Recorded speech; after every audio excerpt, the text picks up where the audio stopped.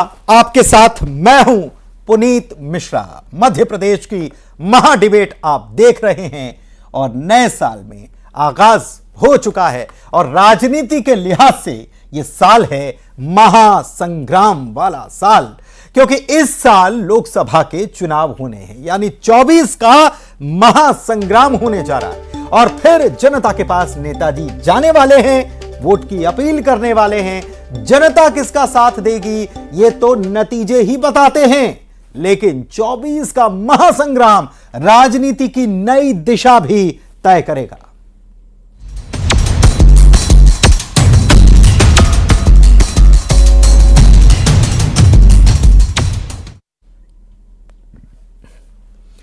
तो मध्य प्रदेश और छत्तीसगढ़ समेत पूरे देश में बीजेपी ने चुनावी रणनीति को लेकर मंथन शुरू कर दिया है। लोकसभा के लिए नई नीति पर रणनीति बनाई जा रही है और इस बार बीजेपी 400 पार के नारे के साथ उतरने वाली है। उधर सीएम डॉक्टर मोहन यादव ने पीएम मोदी के नेतृत्व में तीसरी बार केंद्र में सरकार बनाने की बात कह डाली है और मध्य प्रदेश को नंबर 1 राज्य बनाने का संकल्प भी उन्होंने ले लिया है। चुनाव जो आ रहा है, निश्चित रूप से इस 2024 के चुनाव में मोदी जी तीसरी बार सरकार बनाने वाले हैं। वो बनाने वाले हैं कि नहीं, अगर मेरी बात से सहमत हो ताली बजा के बताएं। ये नरेंद्र मोदी जी की आवाज का, उनके काम का जादू है। हम सब जानते हैं, हम नरेंद्र मोदी जी के नेतृत्व में फिर एक बार सरकार बनाते हुए भारत में मध्य प्रदेश को भी नंबर 1 राज्य की श्रेणी में ले जाएंगे। जोरदार ताली बजा करके, दोनों मुट्ठी बांध करके संकल्प करें मेरे साथ कि हां, हम मध्य प्रदेश में निश्चित रूप से मोदी जी के नेतृत्व में अपने मध्य प्रदेश को आगे ले जाना चाहते हैं। तो मध्य प्रदेश को आगे ले जाना चाहते हैं, ये कह रहे थे मुख्यमंत्री डॉक्टर मोहन यादव। छत्तीसगढ़ की भी बात कर लेते हैं। मध्य प्रदेश में तो तैयारी हो रही है, छत्तीसगढ़ में भी बीजेपी लोकसभा की तैयारी में जुट चुकी है और कयास ये लगाए जा रहे हैं कि सभी 11 सीटें हैं यहां पर और सभी 11 सीटों पर बीजेपी नए चेहरों पर फिर से दाव लगा सकती है। यानी बीजेपी इस बार भी 2019 वाले फॉर्मूले को लागू कर सकती है। इस बार बीजेपी की सरकार भी है तो बीजेपी की नजर सभी 11 सीटों को जीतने पर भी बनी हुई है। और दिल्ली की बात कर लें तो दिल्ली में भी कांग्रेस ने लोकसभा चुनाव की तैयारियां शुरू कर दी हैं। कांग्रेस देश भर में 290 सीटों पर चुनाव लड़ने की तैयारी में है और कई राज्यों में कांग्रेस अकेले ही चुनाव लड़ेगी, ये खुद कांग्रेस कह रही है, यानी कि महागठबंधन से अलग होकर। लेकिन लोकसभा चुनाव में कांग्रेस के सामने कई चुनौतियां होंगी, इसकी बात करेंगे। लेकिन सवाल की बात कर लेते हैं। सवाल क्या है? सवाल चुनाव की बारी आ गई और किसकी कितनी है तैयारी, कौन से दल ने कितनी तैयारी कर रखी है। सबसे पहला सवाल यह है, क्योंकि 2024 का बिल्कुल आगाज हो चुका है और चुनाव की बारी में किसकी कितनी तैयारी, सबसे पहला सवाल महाडिबेट का यही है। और 24 का महासंग्राम बिल्कुल सामने है और ऐसे में 24 के इस महासंग्राम की बात की जाए तो मुख्य मुकाबला जो है बीजेपी और कांग्रेस में क्या देखने को मिलेगा। चुनौतियों की भरमार है और कांग्रेस कितनी तैयार है। कांग्रेस पूरे देश की पार्टी मानी जाती है क्योंकि सभी जगह राष्ट्रीय दल है, तो कांग्रेस की तैयारी कितनी है। और तीसरा सवाल यह कि कांग्रेस बीजेपी का जोर कौन है, दमदार है कौन, यह तीसरा सवाल है आज की महाडिबेट का, क्योंकि कांग्रेस और बीजेपी दोनों ही अपने अपने तरीके से जोर लगा रहे हैं। कांग्रेस की बात कर लें तो 24 का महासंग्राम कांग्रेस के भविष्य के लिए अहम होगा। महाडिबेट के सवालों पर आपने देख ली, नजर डाल ली कि महाडिबेट के सवाल कौन कौन से हैं और आज की चर्चा को हम करते हैं शुरू। हमारे साथ खास मेहमान जो जुड़े हुए हैं उनका परिचय आपसे करा देते हैं। सरमन नगेले साहब वरिष्ठ पत्रकार हैं। सरमन जी बहुत स्वागत आपका। राकेश मावई पूर्व विधायक कांग्रेस से हैं। राकेश जी बहुत स्वागत करता हूं आपका। मिलन भार्गव बीजेपी के प्रवक्ता भी हमारे साथ जुड़े हुए हैं। मिलन जी आपका भी स्वागत। और साथ में जुड़े हैं मनीष गुप्ता राजनीतिक विश्लेषक। मनीष जी आपका भी बहुत बहुत स्वागत है। सबसे पहले मिलन भार्गव जी मैं आप ही के पास आ रहा हूं। बीजेपी तैयारी में जुट गई है और हम देख रहे थे कि इसी साल नहीं पिछले साल से ही 24 की तैयारी आपने शुरू कर दी थी। क्या कुछ इस बार नया रहने वाला है और क्या आपका नारा, क्या 400 पार नारे को लेकर उतरने वाले हैं? पार्टी ने जो विकास की नींव रखी थी, उस नींव में आप देखिए कि जो इमारत लिखी जा रही है, विकसित भारत की जो संकल्पना की जा रही है, उस दिशा में मजबूती के साथ भारत बढ़ रहा है एक वैश्विक शक्ति के रूप में। जिस प्रकार से आधार सम्मान में आज भारत का डंका बज रहा है और वैश्विक जितनी भी शक्तियां हैं वो भारत को जिस निगाहों से देख रही है और जिस आकांक्षाओं के आधार पर भारत को बढ़ते देख रही है, निश्चित रूप से ये इमारत विकास की है। और इसको 2014 से लेकर जो लगातार 2023 तक विकास किया, आज 2024 शुरू हो गया है और 24 के पखवाड़े में हम शुरुआत के दिनों में बैठे हैं। तो आप देखिए कि मजबूती के साथ भारत जो है वो समग्रता के साथ औद्योगिक विकास भी कर रहा है। वो अपने जो इंफ्रास्ट्रक्चर के विषय में जिस लगातार विकास की सोपान चढ़ रहा है, ये भी देश दुनिया देख रही है कि भारत इतनी स्पीड से जिस प्रकार से बड़ा है और वैश्विक शक्ति के रूप में उभर कर आ रहा है। तो निश्चित रूप से भारत की जो जनता है वो देख रही है कि जिस हाथों पर प्रधानमंत्री नरेंद्र मोदी जी को भारत की बागडोर दी थी, वो मजबूती के साथ खड़ी है और मान सम्मान के साथ भारत को मान बढ़ाते हुए जो स्वाभिमान वाला विषय था उसमें समग्रता के साथ विकास पे आगे बढ़ते हुए भारत को नई ऊंचाइयों पर ले जाने का काम हो रहा है। और यही हमारा आधार है 2024 का, इसी आधार पर हम आगे बढ़ रहे हैं। ठीक है, इसके आधार पर आगे बढ़ रहे हैं। राकेश मावई जी पूर्व विधायक हैं कांग्रेस के। राकेश जी, कांग्रेस की कितनी तैयारी है, क्योंकि चुनौतियां बड़ी और बड़ी होती जा रही हैं। छत्तीसगढ़ में तो आपके हाथ से सरकार भी चली गई विधानसभा में, और यहां पर भी जो दावे किए जा रहे थे उससे हकीकत विधानसभा में बिल्कुल उल्टी नजर आई है। और ऐसे में क्या कांग्रेस को बहुत मेहनत करने की जरूरत है, और अभी तक कांग्रेस कहां पहुंची है? निश्चित तौर पर कांग्रेस पार्टी लोकसभा चुनाव के लिए पूर्ण तरह से तैयार है और हमारे राष्ट्रीय उपाध्यक्ष पूर्व अध्यक्ष आदरणीय राहुल गांधी जी ने न्याय यात्रा शुरू करने जा रहे हैं और उसका निश्चित तौर पर संपूर्ण जो जिस राज्य से निकल के जागे 14-15 राज्यों में कांग्रेस को उसका लाभ होगा। और जिस प्रकार से उन्होंने भारत जोड़ो यात्रा की शुरुआत करी तो उसका भी कांग्रेस को लाभ मिला। और कांग्रेस पार्टी जमीनी स्तर पर कार्यकर्ताओं के साथ बूथ लेवल पर और सेक्टर और ब्लॉक लेवल पर हम पूर्ण तरह से मजबूत हैं और पूर्ण तरह से लोकसभा चुनाव लड़ने के लिए तैयार हैं। और निश्चित तौर पर जैसा कहा अकेले के साथ यो सभी दलों के द्वारा जो मांग की नई इंडिया गठबंधन के साथ लड़ेगी कांग्रेस पार्टी। और मैं समझता हूं कि मध्य प्रदेश में तो अकेले के साथ में कांग्रेस पार्टी चुनाव लड़ेगी और फिर उसके बाद राष्ट्रीय नेतृत्व राष्ट्रीय नेता हैं जो डिसाइड करेंगे कि कहां किसके साथ गठबंधन करना है और कहां किसके साथ रहना है। ठीक है, लेकिन कांग्रेस पार्टी पूर्ण तरह से इंडिया गठबंधन के साथ मिलकर और चुनाव लड़ने के लिए तैयार है। हम पूर्ण तरह से मजबूत हैं और निश्चित तौर पर जय पराजय तो होती रहती है जो लोकतंत्र की और प्रजातंत्र है। लेकिन हम कहना चाहते हैं जिस प्रकार से कहीं ना कहीं ईवीएम में भी गड़बड़ है, इसको जो इंडिया गठबंधन इसकी जो मांग कर रहा है उसको भी ध्यान में रखना चाहिए। ये भी हमारा इसमें ठीक है। मनीष गुप्ता जी के पास चलते हैं, राजनीतिक विश्लेषक हैं, बीजेपी कांग्रेस दोनों को आपने सुन लिया। मनीष जी, किस तरीके से आप इसे देख रहे हैं? कांग्रेस कह रही है कि हम मध्य प्रदेश में अकेले लड़ेंगे, इंडिया गठबंधन के साथ हम लड़ेंगे। कांग्रेस कह रही है कि अभी हम पूरी तरीके से तैयार है लोकसभा चुनाव में उतरने के लिए। बीजेपी कह रही है कि हम जिस तरीके से भारत का मान बढ़ रहा है वही मुद्दा है 2024 के लोकसभा चुनाव के लिए। 24 का जो लोकसभा चुनाव है वो कहीं ना कहीं फाइनल मुकाबला भाजपा और कांग्रेस दोनों मान रही है, क्योंकि केंद्र की सत्ता जिस प्रकार से भारतीय जनता पार्टी पिछले 10 वर्षों से लगातार केंद्र में सत्तारूढ़ रह करके जो अपने नए नए सोपान तय की है, निश्चित रूप से वो फिर से इस बार सत्ता में आना चाहेगी। और अभी 5 राज्यों के चुनाव में जिस तरीके से हिंदी बेल्ट पर 3 राज्यों में भारतीय जनता पार्टी ने अपनी विजय हासिल की है, लोकसभा चुनाव में भी उसी को ध्यान में रखते हुए ये लगातार कवायद कर रहे हैं।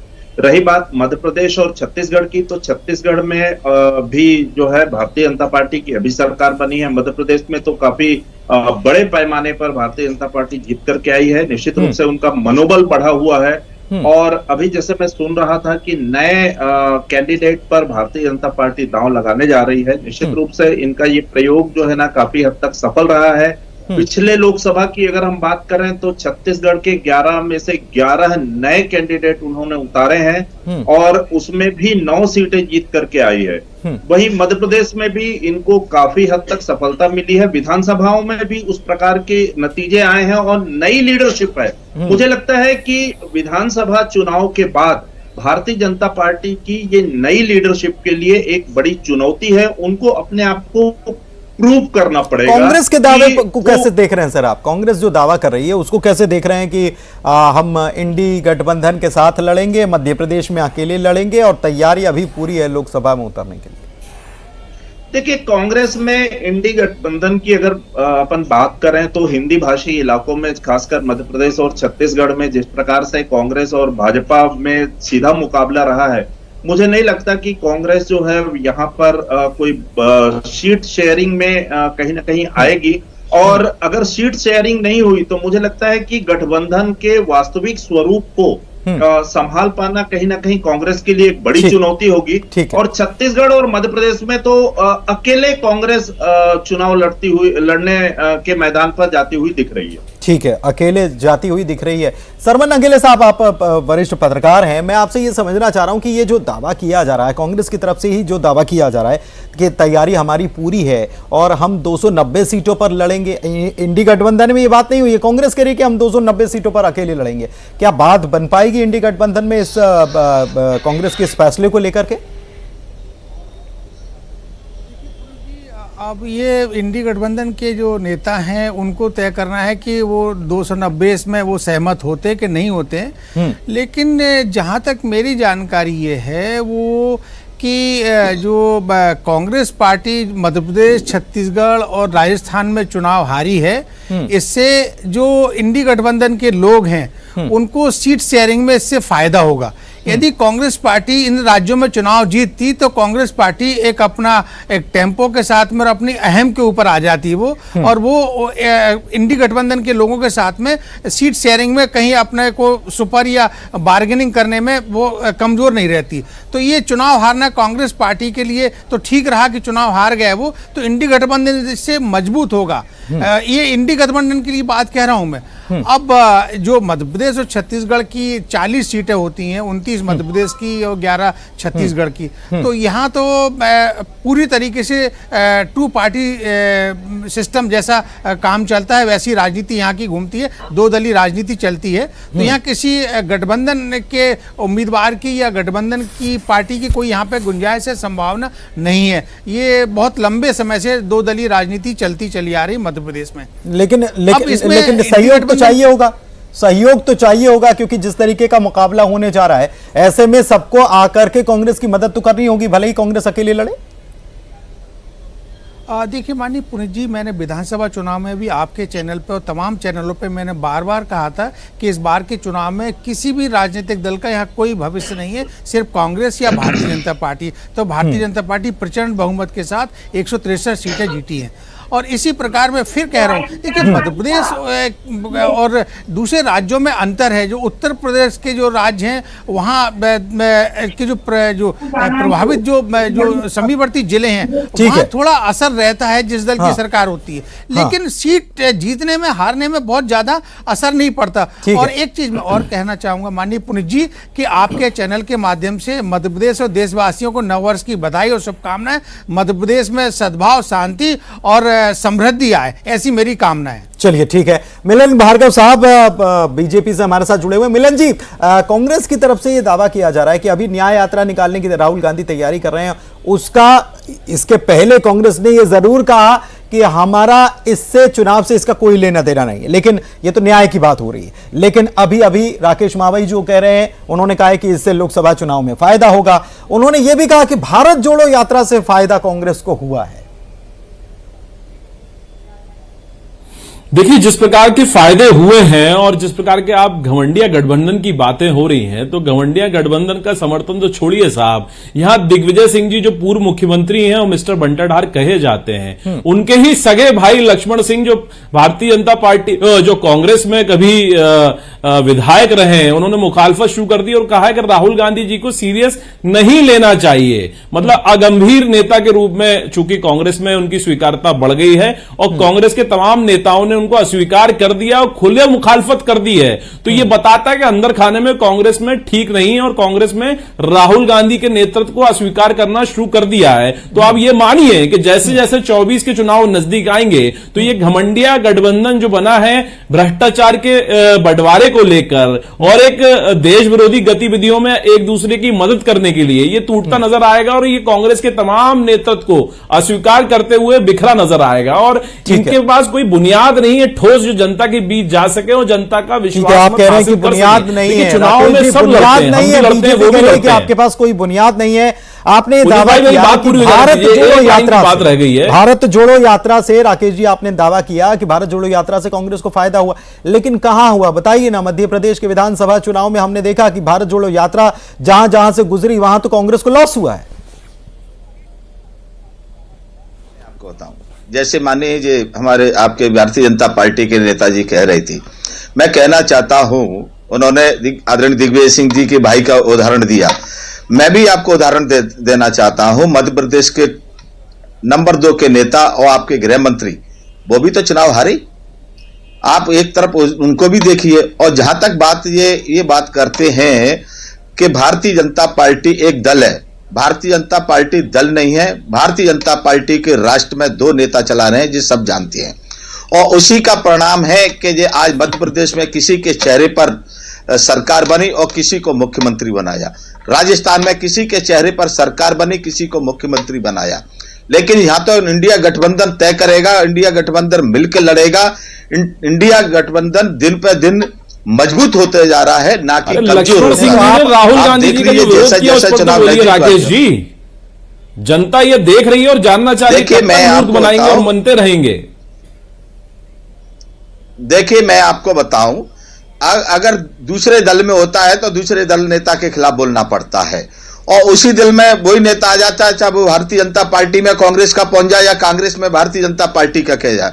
इससे उसका कोई मतलब नहीं है, ये व्यक्तिगत नहीं होता, एक राजनीतिक एक दूसरे पर आरोप प्रत्यारोप रहते हैं जो राजनीति में चलते हैं।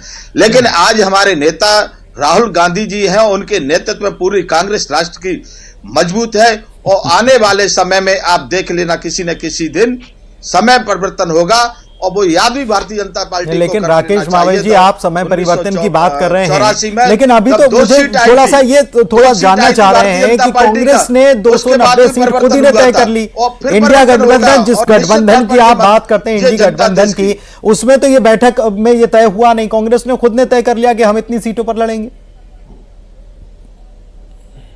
देखिए मैं आपको बताऊं, ये अभी तो ये है, आप मान के चलो, अभी हमने पूरी सीट थोड़ी फाइनल करनी है। अभी तो हमने ये अपना प्रस्ताव रखा है कि हम इतनी सीटों पर चुनाव लड़ना चाहते हैं, और उसके बाद इंडिया गठबंधन ये तय करेगा, और तय करने के बाद उसमें